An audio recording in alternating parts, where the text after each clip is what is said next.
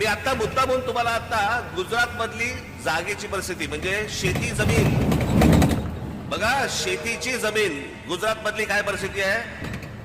Gujarat tenancy and agriculture land act या कायद्यानुसार गुजरातमध्ये जे गुजरातचे रहिवासी नाहीत किंवा अनिवासी भारतीयांना शेत जमीन विकत घेता येत नाही.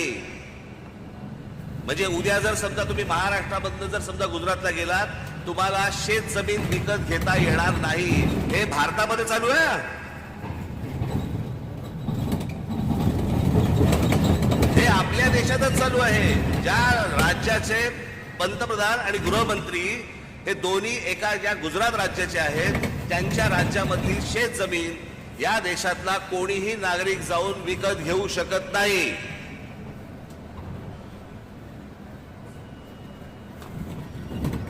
समजा ती विकत घ्यायची असेल तर